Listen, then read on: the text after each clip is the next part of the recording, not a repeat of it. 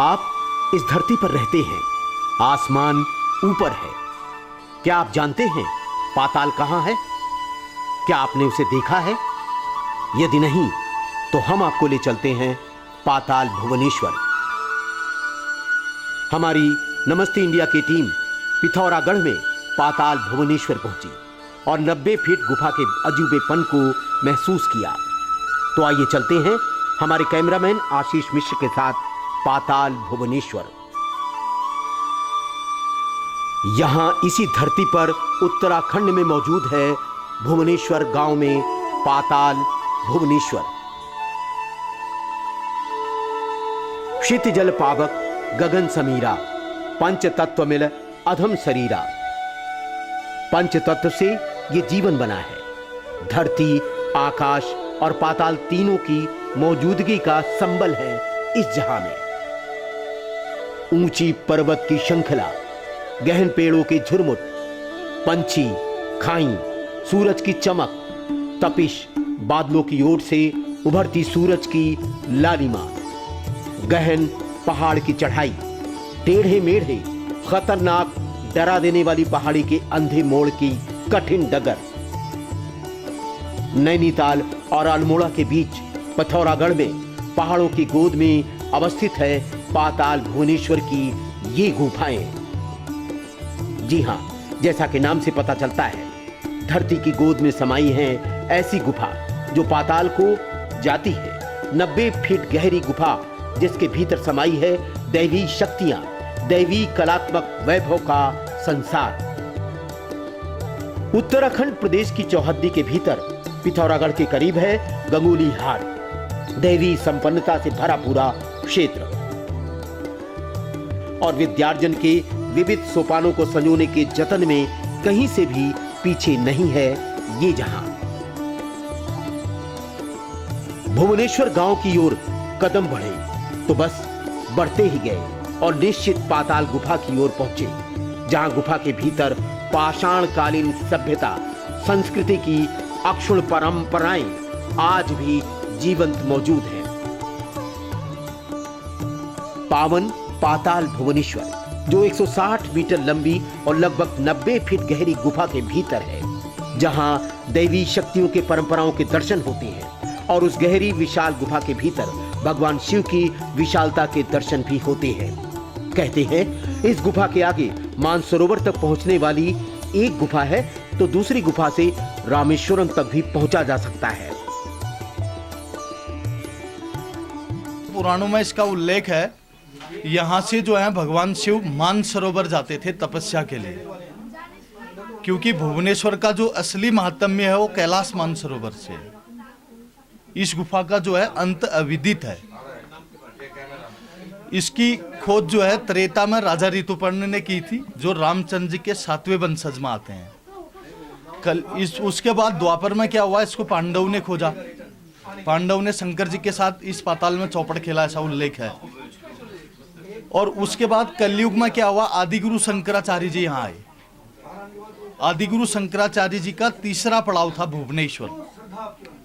पहला पड़ाव उनका जो था अल्मोड़ा में जागेश्वर करके टेम्पल है भगवान शिव का, वो था। दूसरा था गंगोली हाट काली टेम्पल और तीसरा जो था ये था भुवनेश्वर।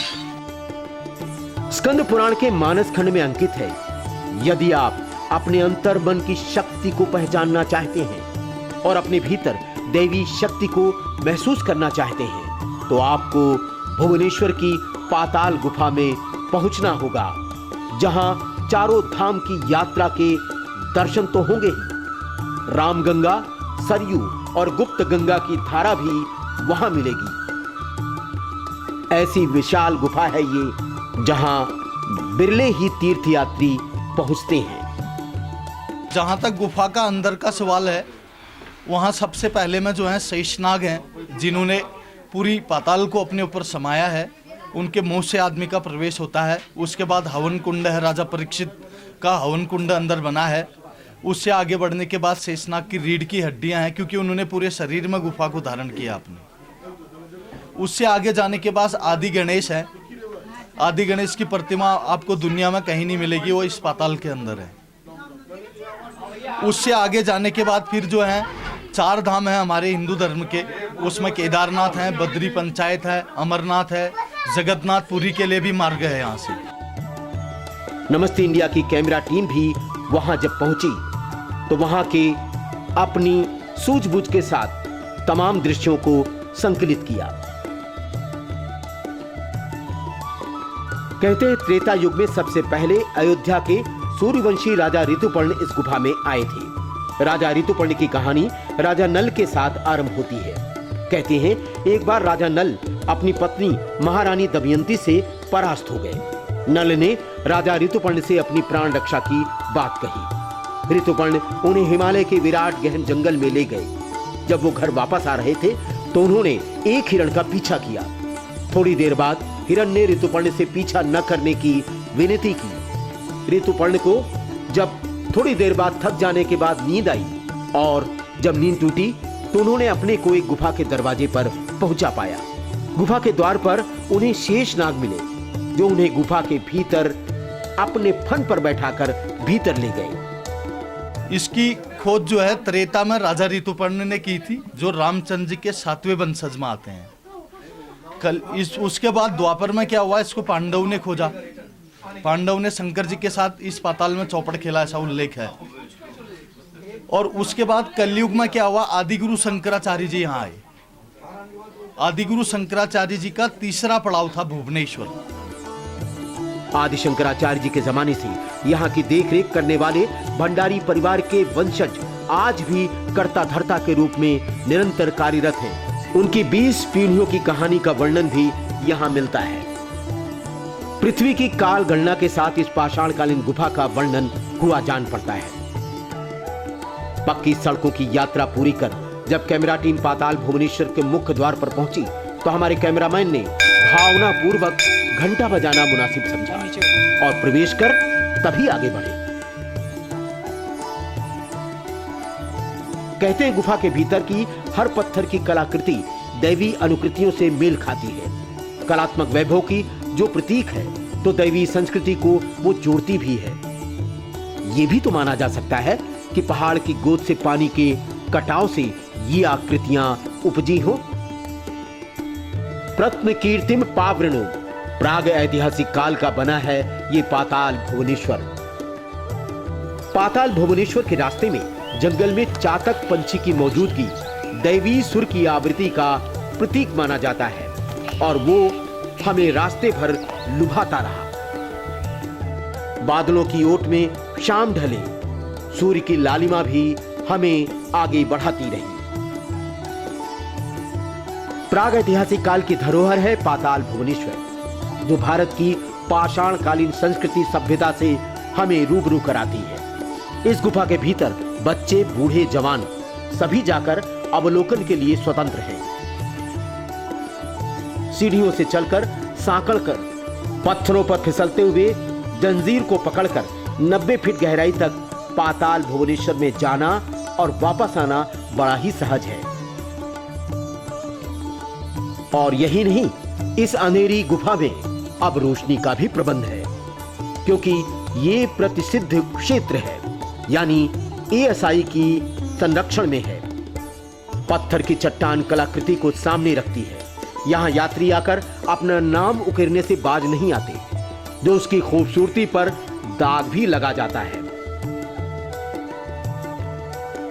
तो ये थी हमारी पाताल भुवनेश्वर की यात्रा, जो चारों धाम की यात्रा सा फल देती है। अगले पड़ाव में हम फिर चलेंगे किसी खास जगह पर और जानेंगे भारत के प्राकृतिक सौंदर्य को, गुफाओं की संस्कृति को और अनुभव करेंगे कलात्मक वैभव को।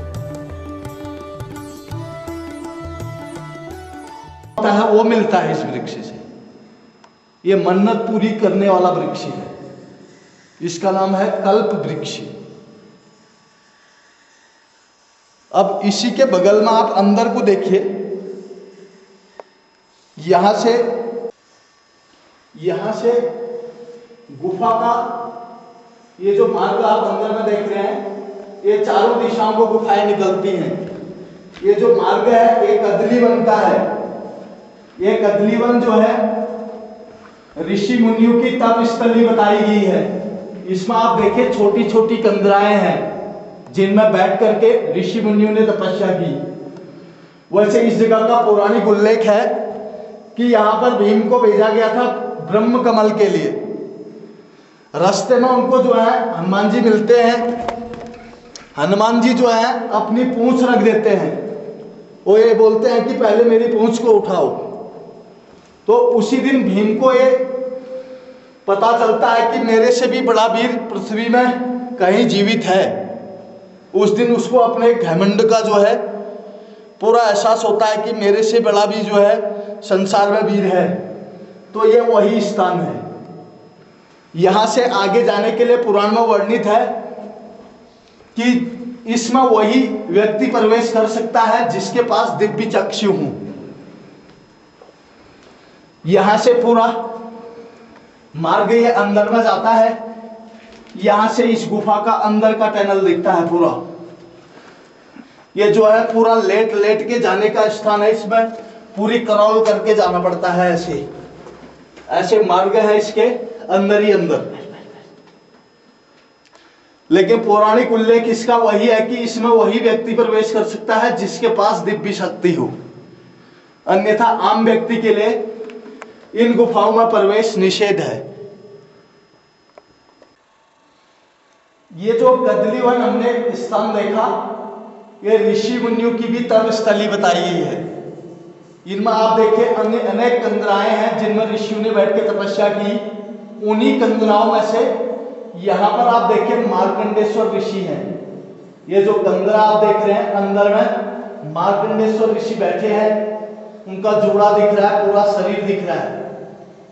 इसका पौराणिक उल्लेख है कि मार्कंडेश्वर ऋषि जी ने इस कंदरा में बैठ करके 6000 वर्ष तपस्या की और उसके बाद फिर इन्होंने जो है मार्कंडे पुराण लिखा, जिसको अभी भी हम पढ़ते हैं। अब यहां से आप पीछे देखिए, ऐसे हम यहां से गुफा के अगले छोर में जाएंगे। यहां से आप देखिए, ये जो आपको सफेद लकीर जैसी दिख रही है, ये जो है दूध की धारा है।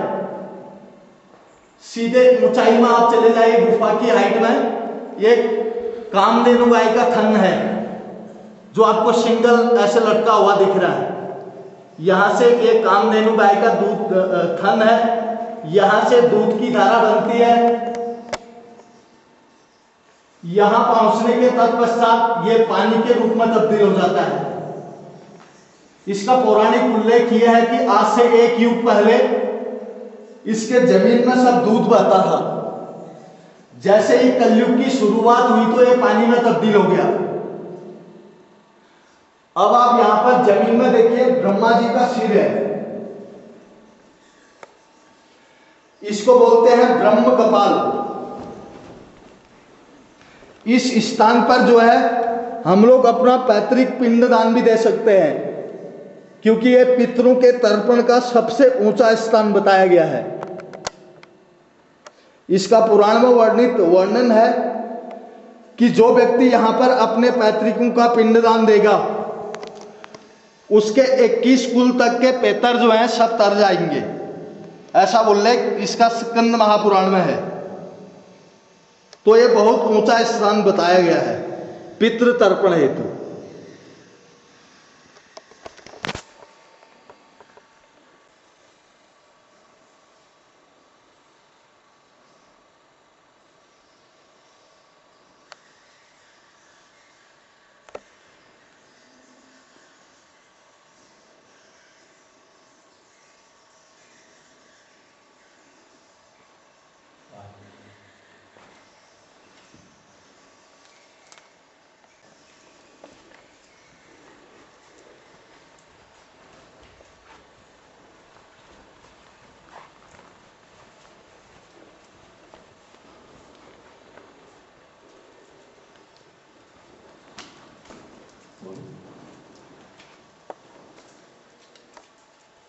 अब यहां से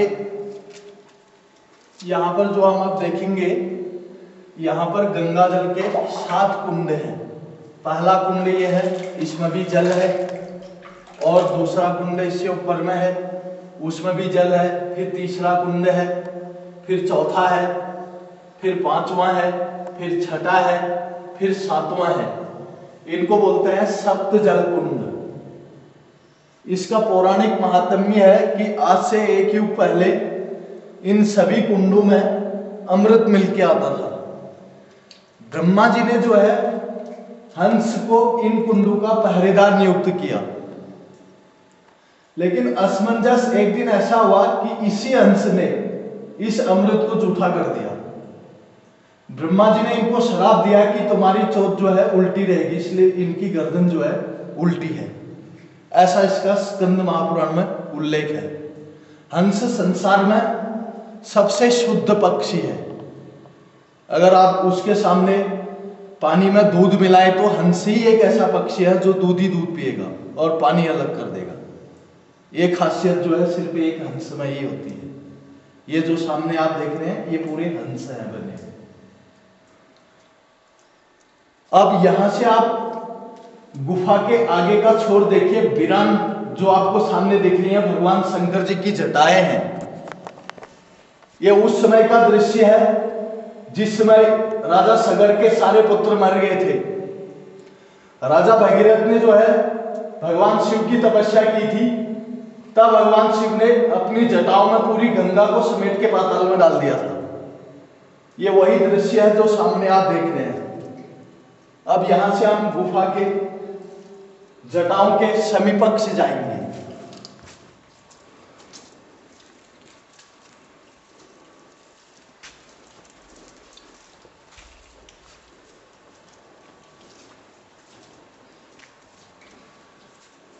ये भगवान शंकर जी की जटाएं हैं, इनमें पूरी गंगा बह रही है।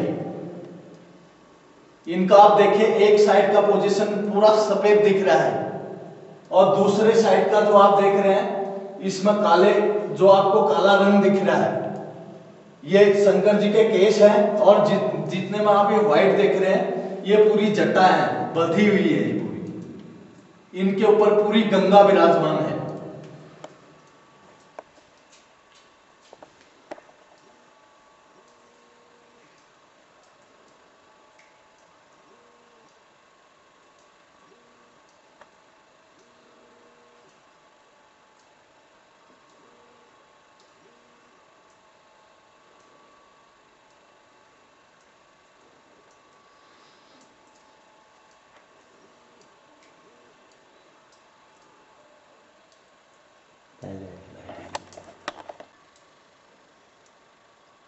ऊपर का दृश्य भी ले।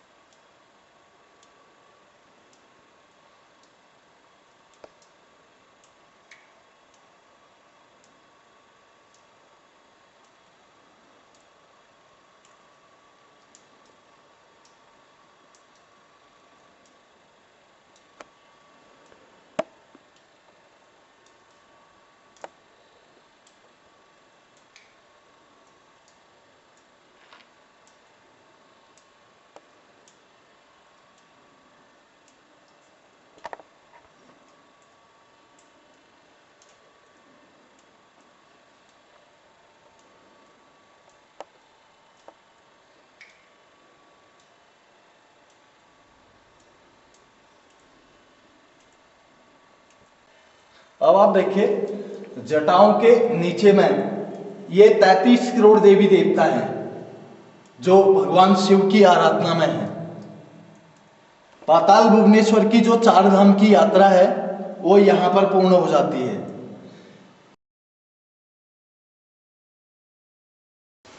यहां आप देखिए जमीन में यज्ञ कुंड है। ये जो आप देख रहे हैं ये कौन सा यज्ञ कुंड है? राजा परीक्षित को यह श्राप था, इसका जो पौराणिक आख्यान है, उनको यह श्राप था कि तुम्हें कोई ना कोई नाग डंक मारेगा, उसके बाद तुम्हारी मौत होगी। क्योंकि उन्होंने एक बार उलंग ऋषि तपस्या में बैठे थे, उन्होंने एक मरा हुआ सांप ऋषि के गले में डाल दिया। तो उनके लड़के जो जन्मेजय हुए, उन्होंने क्या किया, सारे पाताल के नाग पकड़ के इस कुंड में जला दिए। लेकिन इस यज्ञ से एक नाग भाग गया जिसका नाम था तक्षत। ये आप देखिए तक्षत नाग है। यहां से गए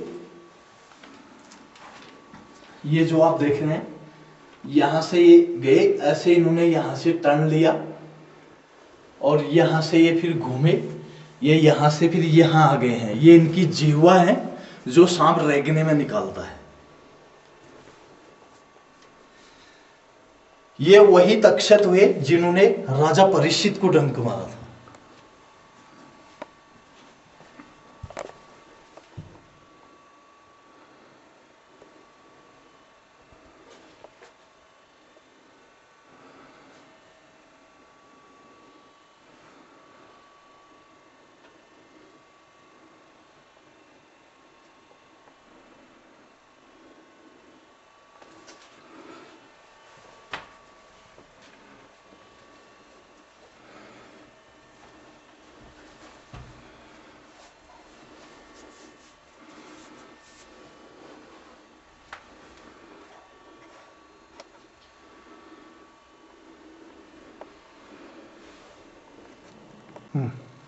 इन्हीं के बगल में ये वासुकी नाग है। ये वासुकी नाग जो है, इनसे समुद्र मंथन हुआ था। यानी देवताओं ने जो मदरांचल पर्वत में समुद्र मंथन किया था वो इन्हीं के जरिए हुआ था। ये वासुकी नाग जो है नागों के महानाग माने गए हैं। अब यहां से हम गुफा के दूसरी छोर में चलेंगे। यहां से ये पूरा मैदान का दृश्य दिख रहा है। इधर से पूरा पाताल का दृश्य अंदर नजर आ रहा है, किसी भी दिशा को बंद नहीं है। और यहां से दूसरे छोर का दृश्य नजर आ रहा है, अभी जहां हम प्रवेश करेंगे। अब हमने शेषनाग जी के मुंह से प्रवेश लिया है। अब हम क्या करेंगे, उनकी पीठ के ऊपर चलेंगे। ये आप देखिए जमीन में जो आपको दिख रही है, ये शेषनाग की रीढ़ की हड्डियां हैं। ये पूरे पाताल में विराजमान है, क्योंकि पूरी गुफा को शेषनाग जी ने अपने ऊपर समाया है। यानी पूरा ब्रह्मांड शेषनाग जी के ऊपर टिका हुआ है। ये पूरी शेषनाग की रीढ़ की हड्डियां हैं।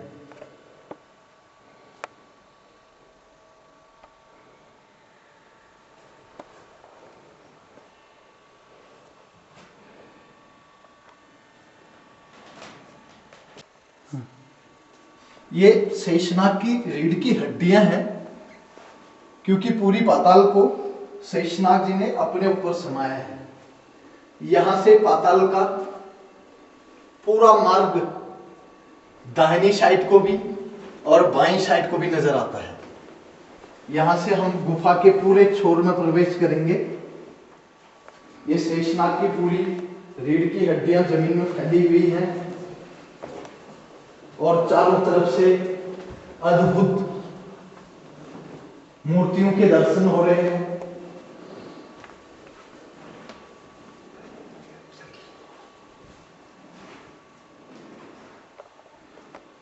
अब यहां से इस जगह पर आके हम देखेंगे, ये आदि गणेश है। आदि का मतलब हुआ सिर कटे हुए, यानी भगवान शिव ने जो है इनका सिर काट दिया था। ये जो आप देख रहे हैं, ये सिर्फ इनका धड़ है। ये चरण पादुकाएं भी हैं नीचे साइड में जो आप देख रहे हैं। ये सिर कटे हुए गणेश हैं। ये इनकी कुंडलिनी नली है। ये भोजन नली है जो कटने के बाद दिखती है। इसका स्कंद पुराण में उल्लेख है कि भगवान शिव ने जो है गणेश जी का सिर काट दिया था। तो जब ये सिर कटा था तो इनके ऊपर से सहस्त्र दल कमल का फूल है। ये जो आप देख रहे हैं, इस फूल की हर पंखुड़ी से पानी गिरता है। कभी भी आप इस स्थान पर आएंगे, ये पानी आपको गिरता हुआ मिलेगा।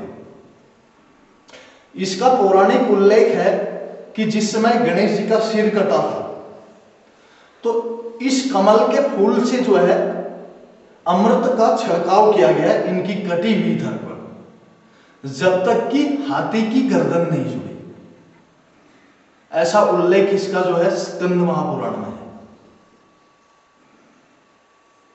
ये आदि गणेश जी का जो धड़ है ये आपको विश्व में कहीं नहीं मिलेगा, ये सिर्फ पाताल भुवनेश्वर में है।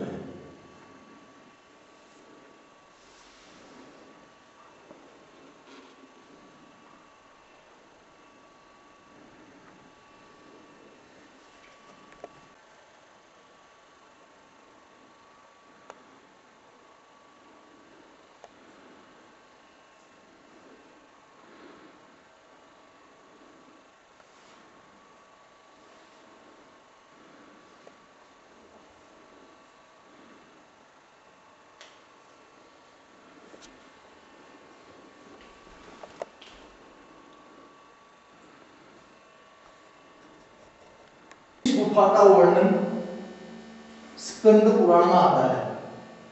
पौराणिक हिसाब से बताया गया है कि पाताल भुवनेश्वर विश्व का सबसे बड़ा स्थान है, क्योंकि यहां पर आदमी जो है एक ही दृष्टि में 4 धाम के दर्शन करता है। 4 धाम में आप देखिए, हमारे यहाँ पर सभी धाम है।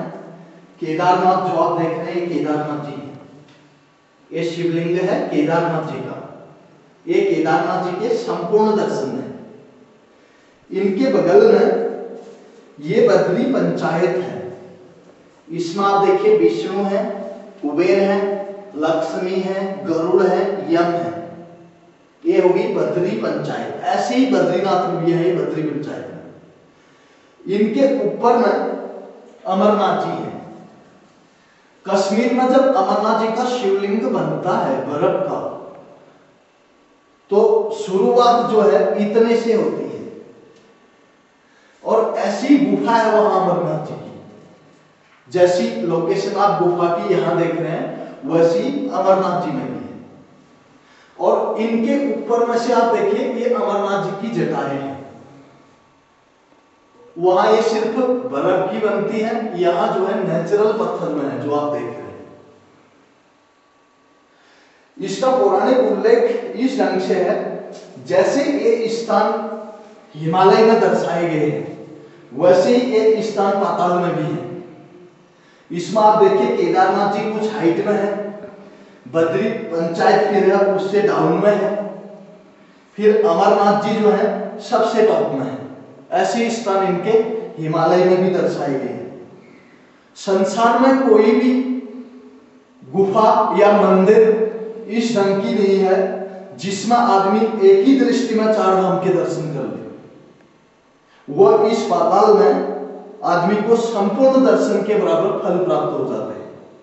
यहां पर आदमी एक ही दृष्टि में 4 धाम के दर्शन कर लेता है। इसी गुफा से जो है पुरी का भी मार्ग बताया गया है, और इसी गुफा से जो है बद्रीनाथ के लिए भी मार्ग है, अंदर ही अंदर। लेकिन कलयुग में आम व्यक्ति उन गुफाओं में नहीं जा सकते हैं, क्योंकि स्कंद पुराण में वर्णित है कि वही व्यक्ति उन गुफाओं में प्रवेश कर सकता है जिसके पास दिव्य शक्ति हो। अब यहां पर जो हम देख रहे हैं, ये गुफा का दूसरा छोर है। यहां पर काल भैरव की जीवा है। अंदर में आप देखिए, काल भैरव ने अपना पूरा मुंह खोला है और जीभ लटकाई है। गुस्से का रूप इन्होंने धारण किया है। इनके मुंह से आप देखिए अंदर को गुफा है। ये जो अंदर में आप पैनल देख रहे हैं, ये गुफा है अंदर को। इसके बाद इसका जो है अंदर में गर्भ है। गर्भ के तत्पश्चात इनकी पूंछ है। इसका पुराण में उल्लेख है कि ये ब्रह्मलोक का मार्ग है।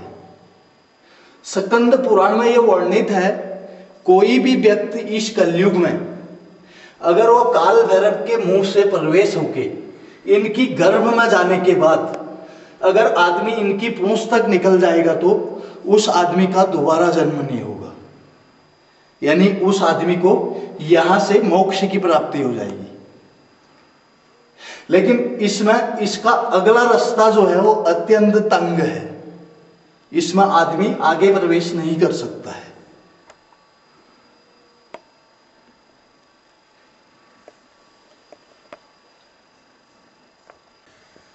काल भैरव के ही बगल में ये जो आप देख रहे हैं भगवान शिव की झोली है।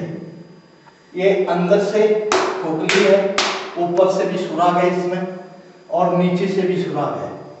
ये उनका झोला है। और इन्हीं के बगल में ये जो आप देख रहे हैं ये भगवान शिव का आसन है।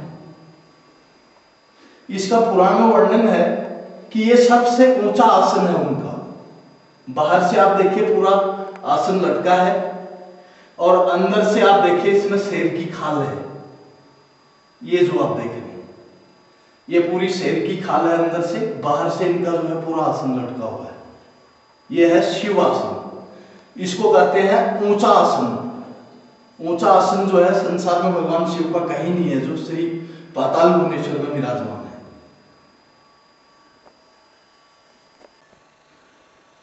शंकर जी की आसन के ही समीपक्ष ये जो आप देख रहे हैं ये है मां भुवनेश्वरी।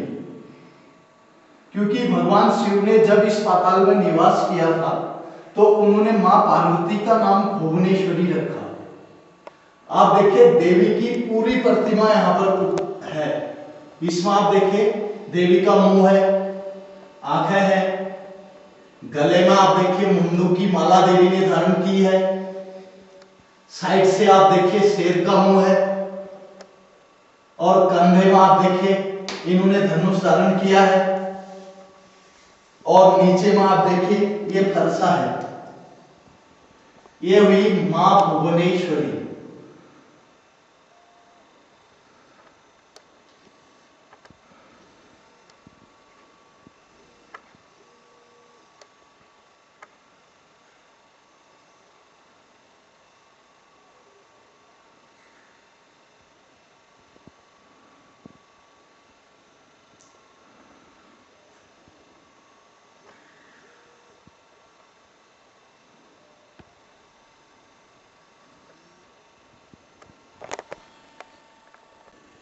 अब मां भुवनेश्वरी के दर्शन करने के तत्पश्चात यहां से अब हम धर्म द्वार की ओर प्रवेश करते हैं। आइए गुफा के अगले मार्ग में हम प्रवेश करें।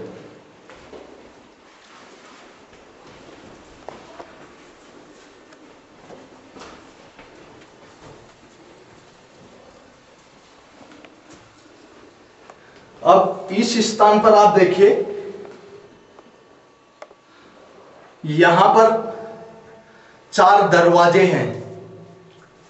इसमें आप देखिए पहला दरवाजा ये है, इसका नाम है पाप द्वार। इसका पुराण में उल्लेख है द्वापर में जब महाभारत की लड़ाई हुई उसके तत्पश्चात ये दरवाजा बंद हुआ करके पुराण में वर्णन है। यानी महाभारत पर जितनी भी आधारभूत घटनाएं हैं वो सब इस पाताल के अंदर हैं। यानी कि उस समय के मनुष्यों ने जो कुछ भी देखा इस पाताल के अंदर देखा। तो ये सारी चीजें जो हैं जैसे ही द्वापर युग की समाप्ति हुई इसके अंदर पूरा क्लोज हो गया। यानी इसके अंदर भी पाताल है। इसके बगल में ये धर्म का दरवाजा है जहां से हम अंदर को आए। यानी पाताल देवी के बाद जिस मार्ग से हमने अंदर प्रवेश किया यह धर्म का दरवाजा है। इसका पौराणिक उल्लेख है कि यह धर्म का दरवाजा पहले से खुला था और पुराण में यह भी उल्लेख है कि यह आगे भी खुला रहेगा, क्योंकि धर्म का जो है कहीं पतन नहीं है। इसके बगल में आप देखिए यह रण द्वार है। यह रण द्वार कब बंद हुआ? त्रेता में, जब राम जी के साथ लड़ाई हुई उसके तत्पश्चात यह दरवाजा भी बंद हो गया। इसका पौराणिक उल्लेख है रामायण पर जितनी भी आधारभूत घटनाएं हैं वो सब इस पाताल के अंदर हैं। जैसे ही उस युग की समाप्ति हुई यह दरवाजा भी बंद हो गया। यानी ये भी जो है क्लोज है। इसके बगल में अब हम देखेंगे ये मोक्ष का दरवाजा है। कलयुग के लिए सिर्फ दो दरवाजों की प्रधानता दी गई है, धर्म और मोक्ष। शास्त्रों में भी सीधे वर्णित है कि अगर आदमी हर कार्य धर्म के मार्ग पर करेगा तो मोक्ष में जो है उसके लिए बीच में कहीं रुकावट नहीं है, उसको सीधे मोक्ष मिलेगा। लेकिन पुराण में यह उल्लेख है कि इस मोक्ष के दरवाजे का भी पतन होगा, जैसे कि इन दरवाजों का पतन हुआ। लेकिन उसमें एक चीज स्पष्ट है कि धर्म का जो दरवाजा है उसका कभी पतन नहीं होगा, क्योंकि धर्म का कभी अंत नहीं हुआ। धर्म सदैव चला रहेगा और चलता रहेगा। आइए अब हम यहां से मोक्ष द्वार के अंदर प्रवेश करेंगे। यहां से वीरान पाताल का रूप दिखेगा।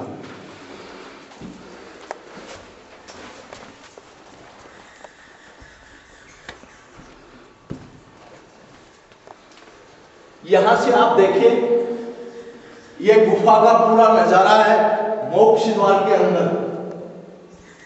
चारों तरफ का नजारा यहां से दिखता है। ऐसा महसूस होता है कि स्वर्ग लोक में आदमी अभी प्रवेश किया है। भगवान शिव का इतना गोपनीय स्थान, इतना भव्य स्थान शायद दुनिया में कहीं होगा नहीं। यहां से आदमी को यह प्रतीत होता है कि पाताल भुवनेश्वर की गुफा जो है विश्व में सबसे बड़ी गुफा है। शायद इस ढंग की गुफा पूरे संसार में कहीं होगी नहीं, ऐसा पौराणिक उल्लेख भी है। अब यहां से आप चारों तरफ गुफा के हर तंद्राओं का आनंद ले सकते हैं। ये वीरान जगह है, इसके अंदर सभी देवी देवताओं का निवास स्थान है। यहां से चारों दिशाओं को गुफाएं खुली हैं।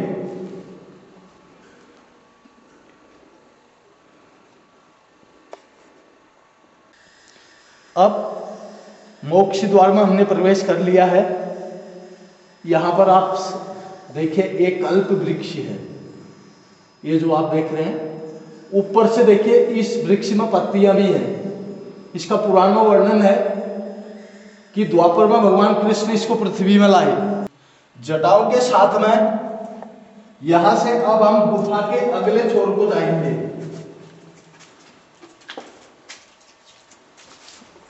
अब यहां पर आप देखिए, इसमें स्टेप्स हैं, इनमें पैर रखते हुए गुफा के हम अगले छोर को जा रहे हैं।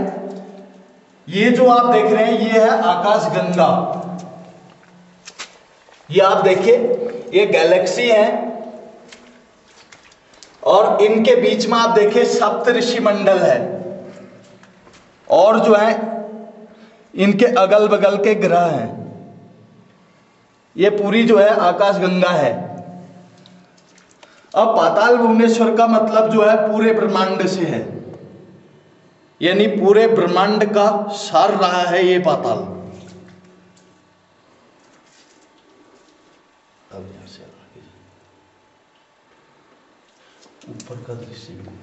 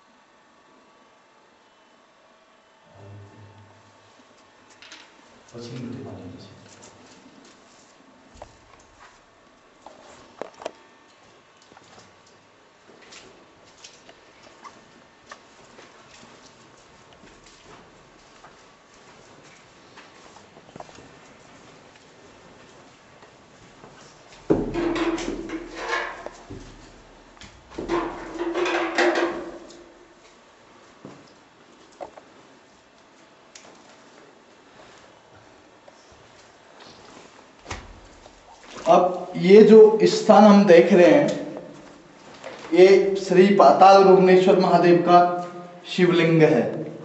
यही जो है पूजा का स्थान है। इसका पौराणिक उल्लेख है कि यह शिवलिंग जो है इस गुफा के 7 तल से स्वयंभू है। अभी इससे नीचे भी तल है जिसमें कलयुग का आम व्यक्ति नहीं जा सकता है करके वर्णन है पुराण में। वहां से ये शिवलिंग स्वयंभू है। और इस लिंग में जो ये तांबे की प्लेट है, इसको आदि गुरु शंकराचार्य जी ने अपनी कैलाश यात्रा के दौरान इस मेटल से ढका। यहाँ की शक्तिपीठ होगी, गंगोलीहाट कालिका की होगी, जागेश्वर की होगी, एक ही टाइम में ये ढके गए थे। इसका पौराणिक उल्लेख है कि इस लिंग से ज्योति निकलती थी। आदि गुरु शंकराचार्य जी जब कैलाश यात्रा में आए तो उस दौरान उन्होंने इनकी जो प्रकाशवान ज्योति है इसको ढक दिया। इस मंत्रों के जरिए इसको इस तांबे की प्लेट से ढका गया है। इनका जो बीच का शिवलिंग है वो प्राकृतिक है। इसमें आप देखिए ब्रह्मा जी हैं, खड़े वाले जो आप देख रहे हैं ब्रह्मा जी हैं। जो सफेद आपको बीच का स्फटिकमय शिवलिंग है, इसमें आप देखिए ब्रह्मा जी खड़े हैं, विष्णु जी सैया में लेटे हैं और शंकर जी हैं। यह शिवलिंग त्रिमूर्ति में है, ब्रह्मा विष्णु महेश। और इनके ऊपर से आप देखिए भगवान शिव का एक जटा है, ये जो सीधे ही इनके डायरेक्शन में है ऊपर। इस जटा में आप देखिए 3 बूंदें बनती हैं। पहले वाले ब्रह्मा जी हैं, उनसे पानी की बूंद बनती है, ब्रह्मा जी में गिरती है। और बीच वाले विष्णु जी हैं, उनसे पानी की बूंद बनती है, विष्णु जी में गिरती है। और बगल वाले शंकर जी हैं, उनसे पानी की बूंद बनती है, शंकर जी में गिरती है। इसको पौराणिक हिसाब से बोलते हैं रुद्रा अभिषेक। ये जो रुद्रा अभिषेक हो रहा है ये कभी टूटेगा नहीं। और यहां पर अब आप देखिए इन्हीं के करीब में यहां जो दीवार में आप देख रहे हैं ब्रह्मा जी हैं, और बीच वाले जो आप देख रहे हैं विष्णु जी हैं, और बगल वाले जो आप देख रहे हैं शंकर जी हैं। लेकिन इसमें हमको एक फर्क नजर आ रहा है। यहां आप देखिए जबकि ब्रह्मा जी की मूर्ति में पानी नहीं गिर रहा है। इसका भी पौराणिक उल्लेख है कि इनको ऋषियों ने श्राप दिया था कि किसी भी मंदिर में आप जहां मूर्ति रूप में होंगे वहां आपके ऊपर जल नहीं चढ़ेगा। तो यहां पर ईश्वर का साक्षात प्रमाण है, जबकि ब्रह्मा जी में पानी नहीं गिर रहा है और विष्णु जी में पानी गिर रहा है और शंकर जी में भी पानी गिर रहा है। तो जो पाताल भुवनेश्वर नाम से मैन स्थान है पूजा का, वो यही है।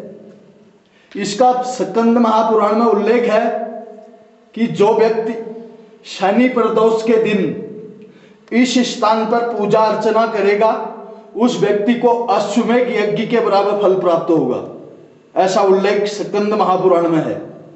तो यहाँ की पूजा जो है तीनों प्रदोष काल में हो सकती है।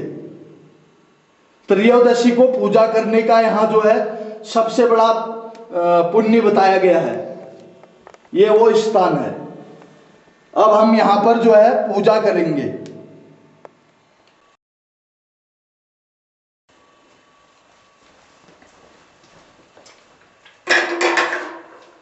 ओम वंदे देवो महापतिषु वंदे जगत्कारणं वंदे वन्नभूषणं वरदं वंदे सतुनां पतिं वंदे सूर्यशशाङ्कवैष्णवं वंदे मुकुन्दप्रियं वंदे भक्तजनार्दनवल्लभं वंदे शिवं शङ्करं। हे शिवे भगवद्री केदारवत्ने परमविमाशङ्करनाथनादि सदा ओंकार समरं महाकालं मल्लिकार्जुनं ध्यायेति अम्बिके शोभनाथं देवी जातरं चण्डिका परिधरम्। ॐ ब्रह्मकपालावतरं गौरीवदनं त्रिलोचनं सर्वोद्धाक्षादकलं गङ्गारङ्गतङ्गल जटाधूतौ श्रीयङ्गाधरं वन्दितु भवैशं रक्षाधरं गङ्गा